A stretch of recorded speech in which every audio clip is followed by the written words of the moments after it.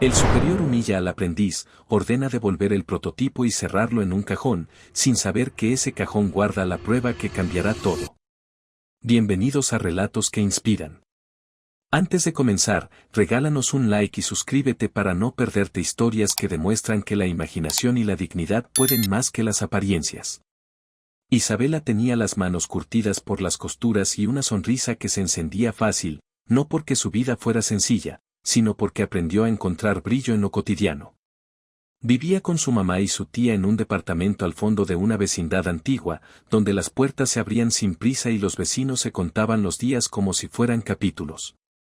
En la mesa siempre había un jarro de café caliente y un trozo de tortilla, y en el balcón crecía una maceta con ruda que la tía cuidaba como si fuera una reliquia familiar. Desde niña Isabela desarmaba cualquier cosa que se cruzara. No lo hacía por vanidad, lo hacía porque reparar era su forma de conocer el mundo. Desarmó radios, abuelos antiguos, lámparas que crujían y juguetes que habían perdido voluntad. No era por curiosidad vana, era por necesidad y por orgullo. Ella sabía que con un alambre, un poco de paciencia y ojos que miran distinto se podían devolver cosas a la vida. Cuando llegó la carta con el sello del Centro de Innovación Lucerna, su mamá lloró como si fuera el primer regalo realmente grande. Era una beca completa para un taller de diseño social. Isabela no lo podía creer.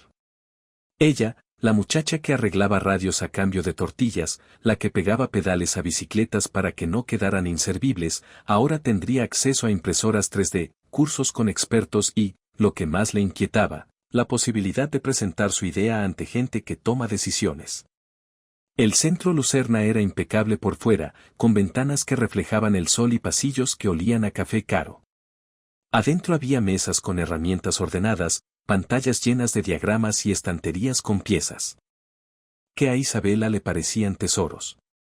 Pero ella sabía que los lugares bonitos también guardan adentro sus reglas, y que en esos lugares las miradas no siempre bajan. Mucho se decide con una sonrisa calculada y con el eco de los nombres correctos.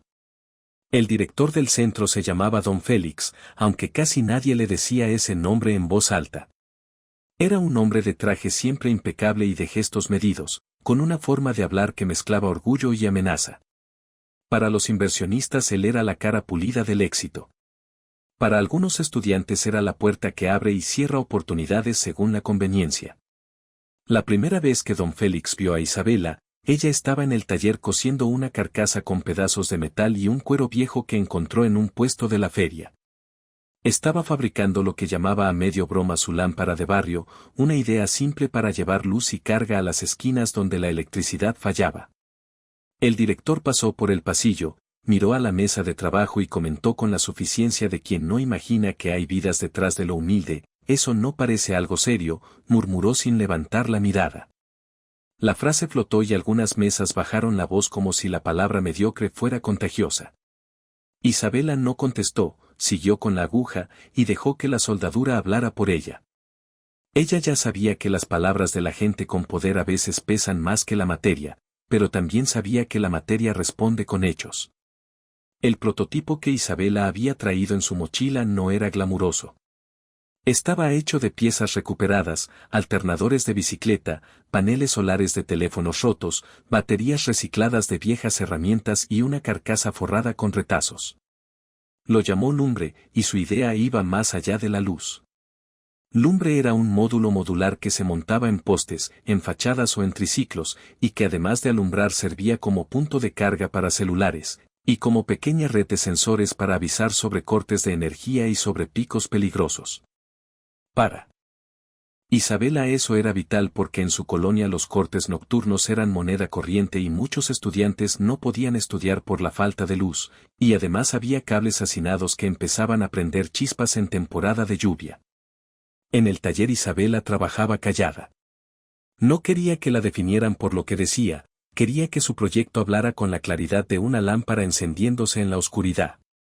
La señora Marta, encargada de materiales, le dejaba piezas sobrantes y a cambio Isabela le arreglaba la vieja lamparilla de la tienda sin cobrar. El resto de los estudiantes la miraba con curiosidad, algunos con simpatía, otros con esa distancia que parece decir que la pobreza no es una cualidad compatible con la innovación. Don Félix cultivaba una cultura donde el brillo y la conexión con los grandes contratos valían más que los dolores reales de la gente. Para los inversionistas las fotos con filtros lo dicen todo, y los problemas complejos no quedan bien en las etiquetas bonitas. Cuando escuchó de Lumbre sonrió con la tranquilidad de quien ya había decidido el guión. Vamos a hacer que presente el primer día del demo ante los inversionistas, dijo en voz baja para que la sala entera lo oyera, si funciona será maravilla, si falla será una prueba más de que estas ideas no son para aquí.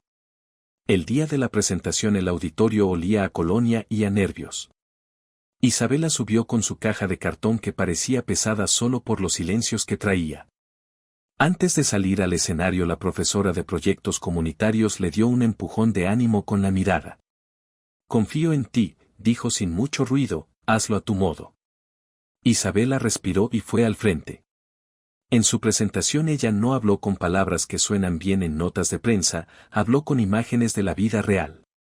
Habló de noches donde los niños hacen fila con el cuaderno abierto en la puerta de la vecindad porque en su casa no hay luz, habló de abuelas que cocinan a la luz de un foco tembloroso, habló de cables colgando que chisporrotean en las tardes de lluvia. Mostró Lumbre y explicó con sencillez que su objetivo era simple, que la solución debía ser accesible, reparable y con materiales que la misma comunidad pudiera conseguir. Al encender el primer módulo la pantalla mostró algo que nadie esperaba. No solo iluminó, también registró fluctuaciones peligrosas en la red del barrio, y mostró que en varias cuadras la tensión subía y bajaba con frecuencia por conexiones improvisadas que sobrecargaban transformadores. Un inversionista frunció el ceño al ver los números. Uno de los asistentes murmuró que no se trataba de un problema que interesara ahora mismo. Don Félix palideció un poco, pero intentó recuperar la calma con su voz medida, es un proyecto interesante, pero necesita supervisión profesional y recursos, dijo como si echara sal sobre una herida. La reacción fue mixta. Algunas personas del público se levantaron con gestos de asombro y preocupación. Otros, sobre todo quienes venían con corbata, miraban a Isabela con fastidio. Ella mantuvo la calma y explicó que su objetivo era que la comunidad tuviera una herramienta para enfrentar apagones, para evitar riesgos de incendio y para que los niños pudieran estudiar sin depender de generadores caros. En la primera fila una vecina secó una lágrima al imaginar la luz en la mesa de su hijo. Al final de la presentación surgió una pregunta punzante, ¿qué garantías hay de que estos módulos no se rompan o no sean peligrosos? Y Isabela respondió con honestidad, hay que probarlos en la vida real, y por eso los quiero instalar en la colonia, para aprender con la gente. Después del evento comenzaron las pequeñas maniobras. Unos días más tarde piezas que Isabela dejó en su casillero aparecieron tiradas y con marcas de haber sido forzadas. Los registros de uno de sus prototipos desaparecieron de la red del centro. Rumores dijeron que su proyecto había sido plagiado o que no cumplía normas. Era la estrategia sutil de quien no confronta ideas con argumentos, sino con barro. Isabela lo sintió, pero no respondió con gritos. Sabía que las batallas de poder suelen jugarse con silencios que buscan cansar a quien insiste. Ella volvió a trabajar en su casa hasta tarde. Soldó, probó circuitos y documentó todo en libretas con letra apurada. La tía le llevaba sopa y la mamá le hacía sentir la casa como un puerto. En esas noches Isabela no sentía que su invento fuera solo suyo, lo sentía como un pedazo del barrio que necesitaba hablar. No todos cedieron ante la presión. La profesora y un par de docentes que veían el proyecto con otra mirada empezaron a conspirar con ella en voz baja. No éramos nosotros contra el centro, dijo la profesora, somos el centro cuando el centro olvida para quién trabaja. Decidieron entonces organizar algo que no apareciera en el programa oficial, una instalación comunitaria en la plaza del barrio donde Lumbre se encendería por las noches y donde la gente pudiera ver, tocar y entender. La idea parecía pequeña y a la vez peligrosa. Si el centro no quería mirar, la comunidad miraría por su cuenta. Invitaron a vecinos, a estudiantes de otras carreras y a periodistas locales que no tenían miedo de escuchar historias. La convocatoria corrió como un rumor bueno. Isabela sentía una mezcla de miedo y alivio. Miedo porque sabía que don Félix podía reaccionar, y alivio porque no quería que sus datos quedaran dentro de una carpeta. Cuando don Félix se enteró lo hizo con la calma calculada de quien planea apagar un incendio con un balde de formalidades. Llamó a seguridad y recordó que había protocolos, que cualquier uso fuera del espacio debía pasar por el comité y que no se podían tolerar actos intempestivos. Su mensaje no sonaba a cautela, sonaba a advertencia silenciosa. A pesar de eso la instalación se preparó. Reunieron bancas, tendieron cables seguros, y la señora Marta trajo café y tamales para quien fuera a montar. Al anochecer la plaza se llenó de caras que no eran las habituales del centro. Hubo niños con mochilas, abuelas que llegaron en su silla plegable y vecinos que no habían salido de casa en semanas por miedo a la oscuridad. Isabela estaba en el centro con su módulo sobre una mesa. Encendió lumbre y la plaza cambió de expresión. La luz fue primera, y luego las preguntas. Los sensores mostraron picos de tensión en algunas zonas que explicaban por qué las lámparas del barrio parpadeaban y por qué algunos cargadores explotaban a la medianoche. Una señora de la fila comenzó a relatar cómo la plancha de su hija había quemado la cocina por un salto de tensión. No era un capricho, era una realidad que Lumbre ponía en números visibles. Don Félix intentó cortar la muestra ordenando detener la instalación, pero ya era tarde. La gente quería respuestas y los datos no se callaban. Periodistas tomaron notas y grabaron entrevistas con vecinos que contaron de cortes y cables mal puestos. La humillación que el director intentó planear se transformó en una pregunta pública que lo tocaba de cerca. Él no había calculado que la verdad pudiera salir de una caja de cartón y de manos que no están acostumbradas a pedir permiso para encender la luz. Esa noche la plaza se iluminó y no fue solo por la lámpara. Las conversaciones siguieron hasta tarde. Se habló de arreglos, de contratos de electricidad que no se revisaron y de la necesidad de que las autoridades escucharan. Isabela volvió a su casa con la mochila más ligera. La tía la esperó con un pan tibio y la mamá la abrazó sin promesas, solo con la certeza de que había hecho lo correcto. Pero la calma duró poco. A los pocos días alguien rompió el panel de control de uno de los módulos. Llegaron notas anónimas insinuando que el sistema era peligroso si se usaba sin certificaciones. Llamadas a algunos profesores sugiriendo prudencia se convirtieron en presión velada. Era la señal de que cuando la verdad incomoda algunos recurren a otras vías. Isabela lo sintió como un peso sumado, pero no cambió su decisión. La historia se fue armando en dos frentes. Por un lado la voluntad de gente que quería que la tecnología sirviera para aliviar la noche y no para adornar vitrinas. Por otro lado la defensa de una reputación que prefería cerrar ojos antes que abrir procedimientos. Isabela, con sus manos curtidas y su carcasa de retazos, estaba en el centro del choque. Ya no era solo quien repara cosas, se había convertido en quien pone en evidencia lo que ocurre cuando la ciudad no mira de cerca. La noche antes de la primera inspección oficial Isabela revisó los registros una y otra vez. Había añadido cámaras para documentar el funcionamiento y había enviado copias de los datos a servidores fuera del alcance de quien quisiera manipularlos. Si cortaban la red del centro, aún habría pruebas. La tía le dejó una taza de café y le dijo en voz baja, si algo pasa, nos tienes a nosotros, y esas palabras fueron como un chaleco que la protegía de la fatiga del día siguiente. Cuando las autoridades municipales se involucraron por fin, no fue porque el centro lo pidiera, sino porque alguien compartió las lecturas y las quejas en la oficina correcta. Un inspector de servicios públicos llegó al barrio con una libreta y mirada acostumbrada a campos y cables. Visitó la instalación y tomó notas con la calma de quien ha visto muchos papeles que terminan en archivadores. Pidió copias de los datos, las grabaciones y prometió verificar las lecturas en laboratorio. La medida administrativa no tardó. El centro anunció que Lumbre debía ser sometido a revisión y que mientras eso sucedía los módulos no podrían operar con respaldo del taller.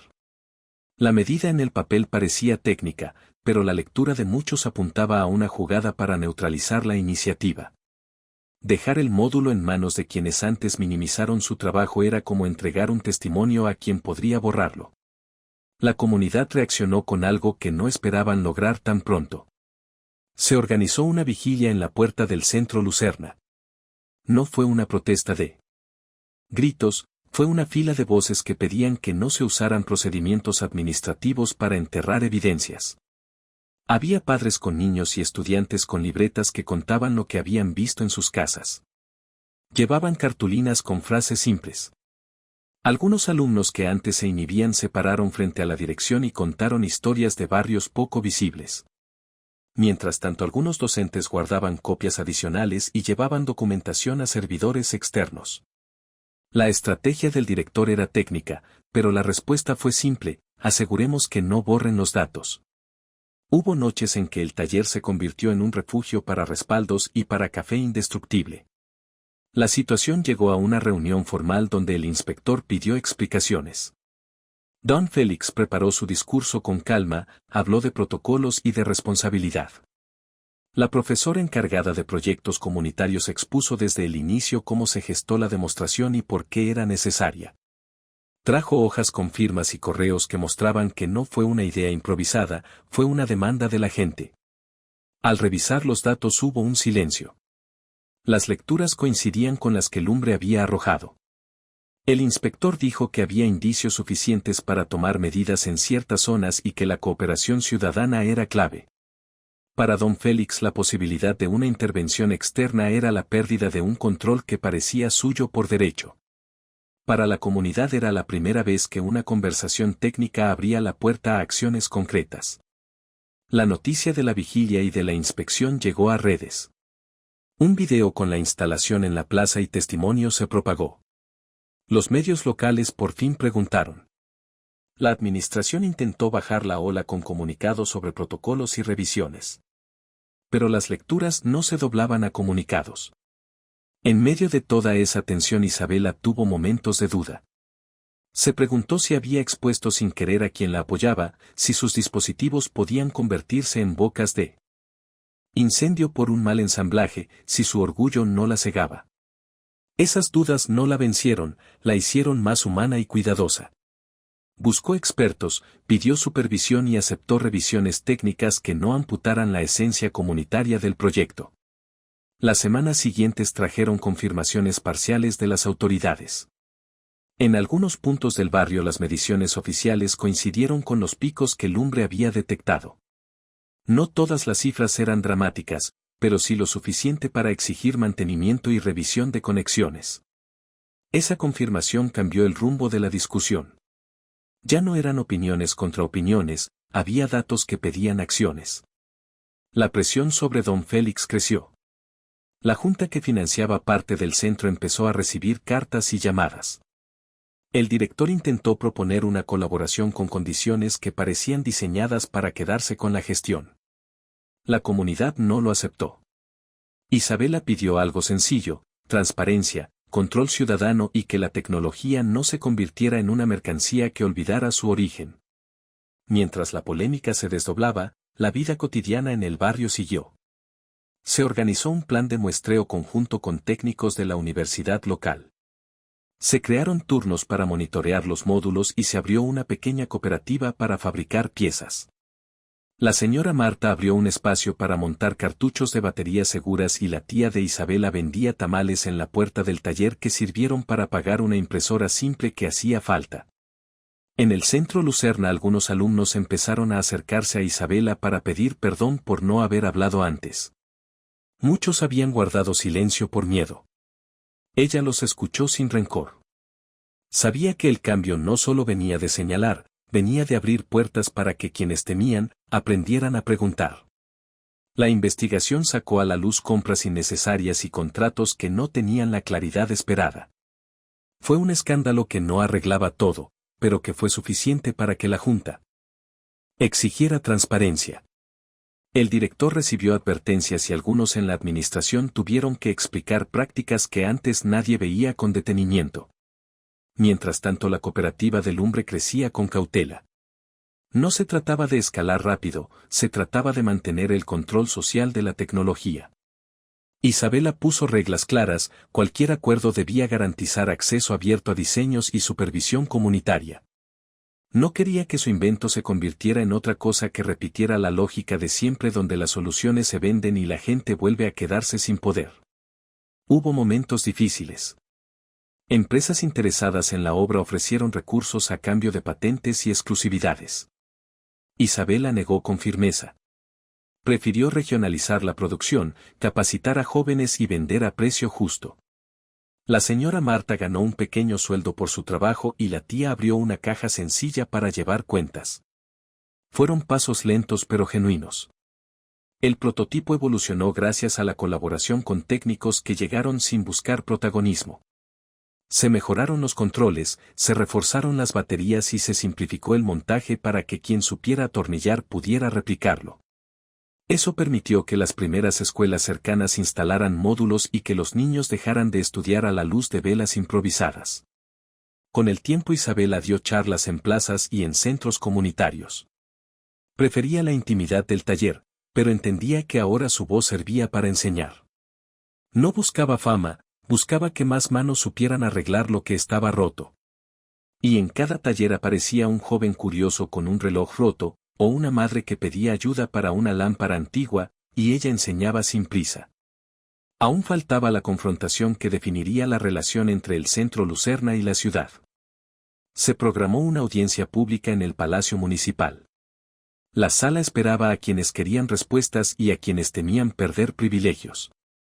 Isabela llegó acompañada por la profesora y por la señora Marta. Su tía se quedó en la vecindad con la hielera de tamales que había prometido vender si las cosas avanzaban. En el estrado don Félix lucía tenso. Había ensayado su discurso donde repetía la palabra protocolo como un amuleto que supuestamente arregla todo. Pero esa vez la sala no estaba llena solo de trajes. Estaba llena de testimonios y de técnicos que habían verificado medidas. Uno a uno los vecinos subieron al micrófono y contaron historias que partían el alma y que al mismo tiempo pedían soluciones concretas. El inspector fue directo, dijo que había indicios de irregularidades en varias zonas y que la autoridad tenía la obligación de actuar. Mencionó también que la colaboración ciudadana aceleraba los procesos y que el ingenio popular no era un estorbo, era un complemento clave. Fueron palabras que sonaron a victoria para quienes habían trabajado sin mucho ruido. Don Félix intentó defenderse, pero la evidencia y las grabaciones que mostraban intentos de manipulación lo dejaron sin el control que había pensado eterno. La Junta pidió explicaciones y anunció procesos de auditoría. Fue un golpe que no borró el daño, pero sí abrió brechas para la transparencia. La decisión de la Junta fue clara. Se abriría una revisión interna y se separarían responsabilidades hasta aclarar hechos. No fue un veredicto final, pero fue suficiente para que la ciudad viera que algo estaba cambiando. Isabela sintió que la presión que había cargado por meses se aflojaba un poco. No buscaba venganza, solo justicia. En los días que siguieron llegaron invitaciones de ONG y universidades interesadas en replicar el módulo con condiciones que respetaran la esencia comunitaria. Algunas empresas ofrecieron recursos para manufacturar piezas, pero Isabela puso reglas claras, no aceptaría condiciones que quitaran el control a la gente del barrio. La cooperativa empezó a funcionar con orden. Repararon piezas, montaron talleres de formación y vendieron módulos a precios justos. La señora Marta organizó la primera línea de montaje en una bodega reciclada. La tía de Isabela vendía tamales a la puerta y la vecindad recuperó un sentido de orgullo que no se compra con discursos. No todo fue fácil, llegaron juicios, objeciones técnicas y personas que intentaron frenar la iniciativa por intereses económicos. En una audiencia técnica expertos independientes revisaron métodos y blindaron la validez de las pruebas. Fue una jornada dura, pero necesaria. Con el paso de los meses las instalaciones se multiplicaron. Escuelas y centros comunitarios instalaron módulos y la cooperativa ganó cierto reconocimiento. Isabela mantenía las reglas originales, parte de las ganancias se reinvertía en formación y otra parte iba a proyectos comunitarios. Ella se convirtió en referente para quienes querían aprender a transformar problemas en soluciones colectivas. En la siguiente escena Isabela regresó a dar una charla en el Centro Lucerna. La audiencia era distinta. Había estudiantes curiosos, técnicos humildes y directivos que por fin parecían entender que no todo se resuelve con imágenes bien retocadas. Don Félix ya no estaba en la dirección. La Junta había implementado cambios y se creó un Consejo Ciudadano para supervisar proyectos que afectaran comunidades. Isabela contó la historia con sinceridad. Habló de las noches en el taller, de la tía que le daba tortillas, de la señora Marta y de los jóvenes que aprendían a atornillar. Cerró con una frase sencilla que resonó en la sala: la tecnología vale cuando ilumina mesas de estudio y no cuando solo enciende aparadores. La cooperativa creció con cautela y con ética. Se convirtió en un ejemplo de cómo la innovación puede nacer en retazos y terminar en cambios reales. Isabela siguió siendo la misma, con manos curtidas y con la sonrisa fácil, y cada vez que enseñaba a un adolescente a reparar un módulo pensaba en todo lo que se logra cuando la gente tiene luz para estudiar. Y así, en el umbral de la plaza donde todo comenzó, Isabela y la tía se sentaron a contar las cuentas y a planear el siguiente taller. La ciudad seguía siendo imperfecta, pero algo había cambiado en la forma en que se miraba lo que ocurre en los márgenes. Isabela levantó la vista hacia las lámparas que ahora iluminaban la calle y sintió que las pequeñas piezas que había cosido se habían unido para formar algo más grande.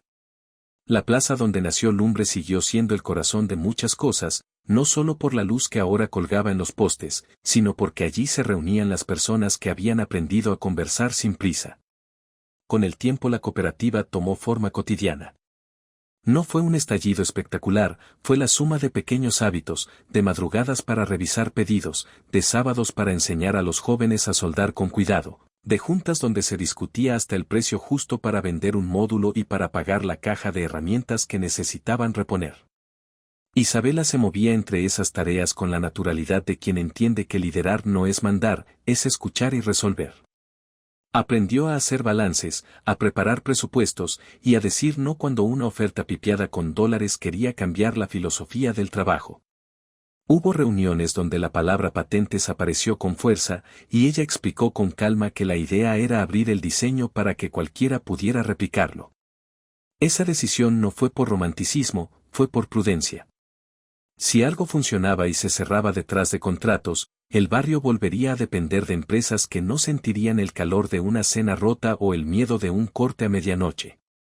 Los talleres escolares resonaban con la presencia de niños que antes estudiaban a la luz de velas improvisadas. En las aulas la Lumbre se convirtió en un proyecto pedagógico. Maestras y maestros enseñaban circuitos básicos como si fuera alfabetización moderna. Aprender a soldar era aprender a no depender de quien vende soluciones empaquetadas. Los padres miraban con orgullo. Algunas tardes la tía de Isabela abría la nevera y repartía tamales entre los chicos que venían después de clase para practicar. La cooperativa, sin embargo, no se libró de tensiones internas.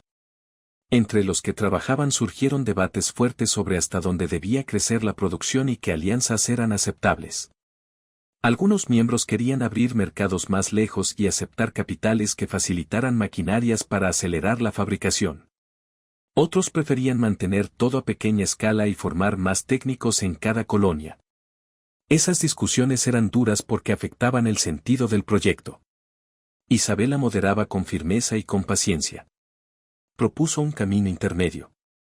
Se aceptaría apoyo técnico y recursos que no pidieran exclusividades, y se fundaría un fondo comunitario para emergencias que sería administrado por representantes elegidos por la cooperativa y por las juntas de vecinos.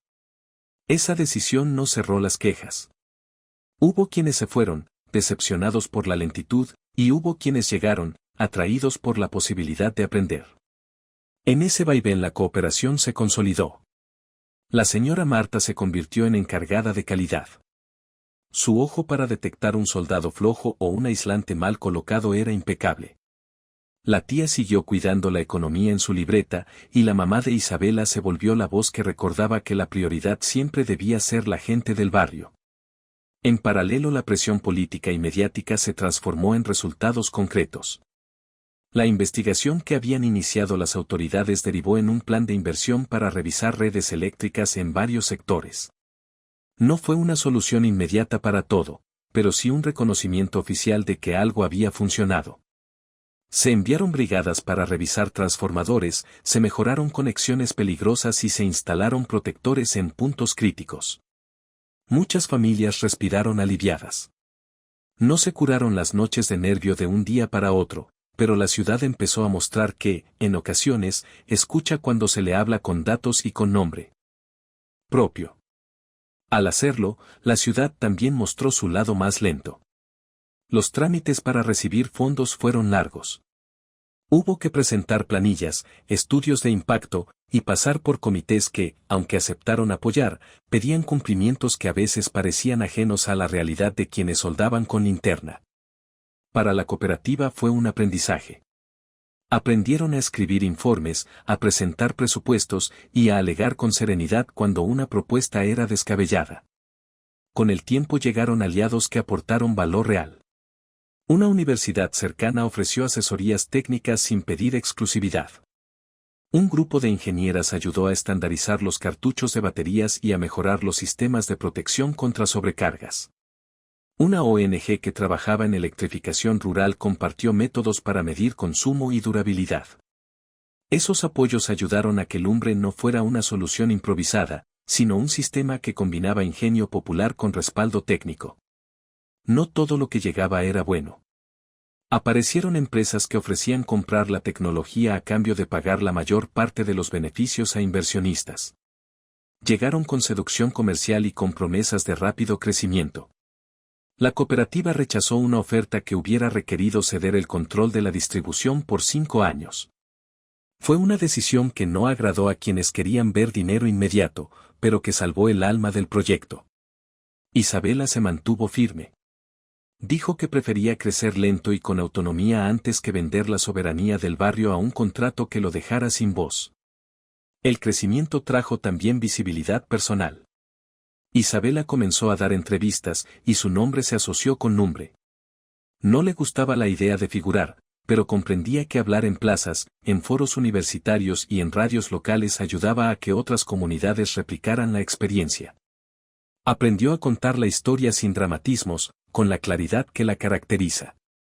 Contaba los errores, las noches de dudas, y celebraba los aciertos como logros colectivos nunca personales. En medio de los éxitos aparecieron problemas que le recordaron a Isabela que la vigilancia nunca termina. Hubo intentos de comercializar versiones baratas y de baja seguridad de los módulos que competían con la cooperativa. Algunos comerciantes del mercado vendían copias mal hechas a precios bajos. Los módulos importados sin control proliferaron y generaron fallos que dañaron la percepción pública hacia la idea original. Eso obligó a la cooperativa a lanzar campañas educativas sobre seguridad y a ofrecer servicios de mantenimiento accesibles. También presentó denuncias por competencia desleal cuando fue posible. La vida personal de Isabela dio pasos sutiles. No buscaba hacer de su vida un centro mediático, pero la responsabilidad trajo cambios. Algunos fines de semana dejó de descansar en casa para visitar comunidades lejanas y hubo veces en que la tía tuvo que sostener más el día a día familiar. Eso generó conversaciones honestas. Isabela aprendió a delegar, a confiar en personas que antes eran alumnos y que ahora ocupaban puestos clave. Descubrió la tranquilidad de dejar la gerencia técnica en manos de alguien formado para ello, para así poder volver a casa a tiempo para cenar con su mamá. El afecto no fue el centro de la historia, pero la vida trajo compañía. Entre las reuniones técnicas y los talleres apareció alguien que compartía la pasión por las soluciones prácticas. No fue un romance de película, fue la simplicidad de dos personas que se entienden en la rutina del taller, que se encuentran en la barra de herramientas, que comparten críticas sobre materiales y que celebran el triunfo de una soldadura perfecta. Su compañía le dio a Isabela momentos de apoyo donde podía bajar la guardia, y juntos imaginaron proyectos que ampliaban la Lumbre hacia otras funciones comunitarias. Con los años la cooperativa se profesionalizó sin perder su manera particular de ser. Se creó un consejo de supervisión compuesto por representantes del barrio, por técnicos independientes y por miembros de la cooperativa. Cada compra grande debía pasar por ese consejo. Se publicaban reportes de ventas y de impacto social. Había transparencia y responsabilidad. La tecnología se convirtió en una herramienta para reclamar derechos, no para mascarar desigualdades. El Centro Lucerna, por su parte, cambió de forma más lenta. La auditoría reveló malas prácticas y la dirección fue renovada. La nueva administración adoptó medidas de transparencia, y se creó un comité ciudadano para revisar proyectos que afectaran a comunidades vulnerables. El cambio no borró todo el pasado, pero sí abrió la posibilidad de que una institución que alguna vez prefirió el brillo, comenzara a mirar para afuera. Con la estabilidad vinieron proyectos que ampliaron el territorio de acción. Lumbre se adaptó para servir en escuelas rurales, en paraderos de autobús y en puntos de comercio donde la luz segura y la posibilidad de carga eran críticas. En algunos sitios se instalaron versiones con paneles solares más grandes, en otros se desarrollaron adaptadores para bicicletas que servían de puntos móviles de alumbrado en ferias y marchas. La flexibilidad del diseño permitió que cada sitio lo adaptara a sus necesidades sin perder el control comunitario sobre su uso. En el barrio de Isabela muchas cosas cambiaron. La educación mejoró en pequeños pasos. Los chicos que antes dejaban tareas porque se quedaban sin luz, ahora tenían más horas de estudio. Algunas madres pudieron emprender pequeñas ventas nocturnas con mayor seguridad. Las viejas conexiones peligrosas se atendieron y se redujeron los incendios domésticos por cortocircuitos. No fue una transformación radical de la noche a la mañana, pero sí una mejoría palpable que se sentía en la vida cotidiana. Isabela nunca afirmó que la solución era perfecta. Siempre decía que la tecnología no es una cura para la desigualdad. Era una herramienta que podía aliviar problemas concretos y estaba en manos de quienes la sufren. Para ella la lección fue profunda.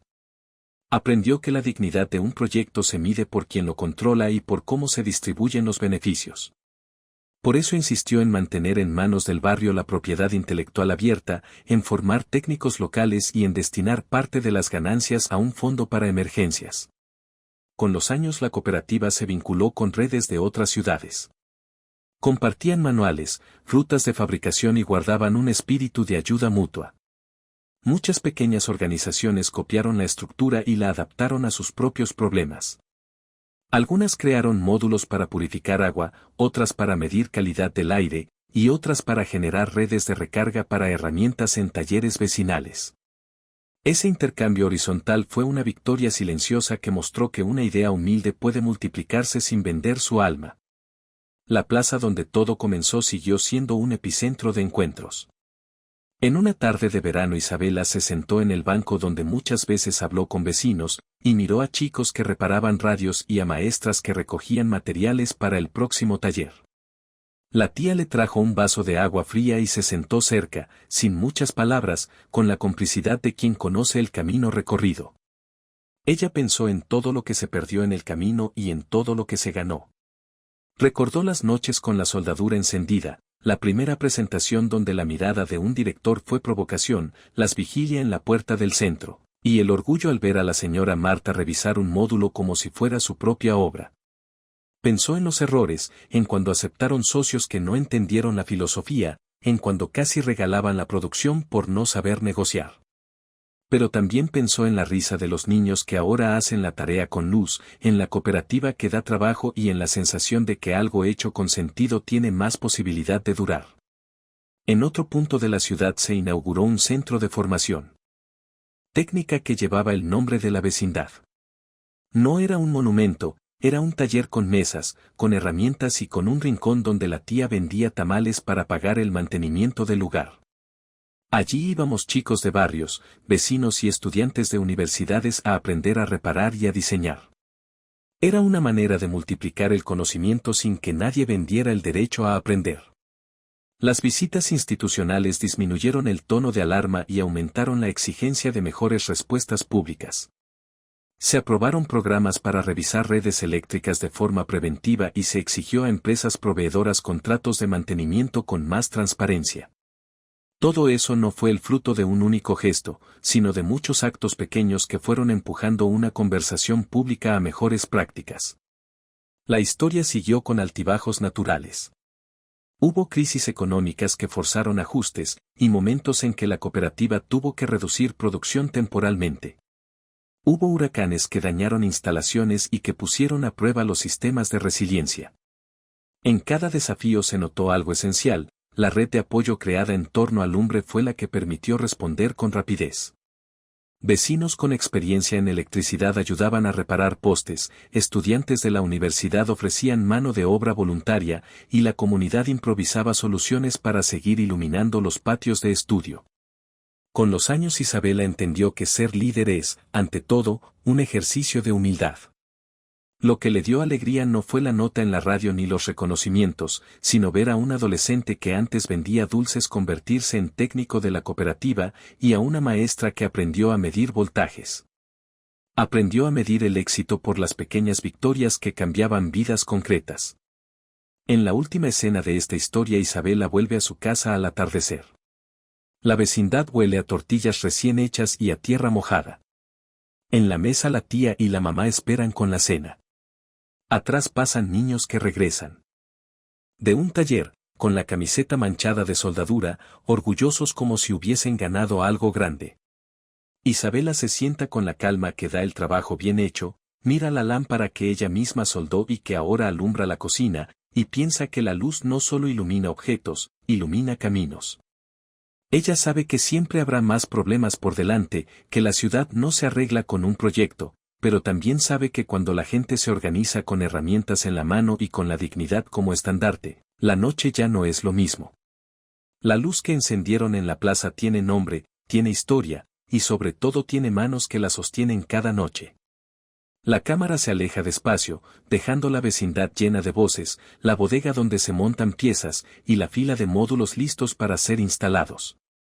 No es una imagen perfecta, ni pretende serlo. Es la imagen de la persistencia y del cuidado. Isabela cierra los ojos un momento y sonríe. Sabe que la luz que hicieron no es solo metal y cable, es la forma visible de una decisión colectiva. Y así, entre tamales, soldaduras y noches de estudio, la historia sigue su curso porque la dignidad encontró su herramienta y la gente supo cómo usarla para transformar su mundo.